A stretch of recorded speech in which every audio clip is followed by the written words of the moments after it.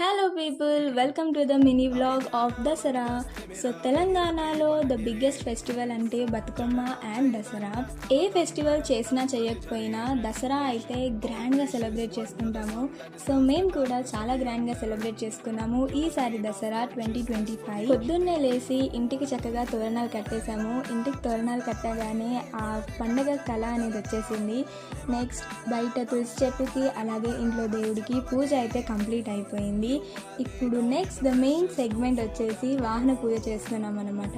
దసరా పండుగ రోజు తెలంగాణలో ఉన్న ప్రతి ఒక్కరూ వాహన పూజ చేస్తారు. అండ్ కొంతమంది దీపావళి టైంలో వాహన పూజ అనేది చేస్తారు.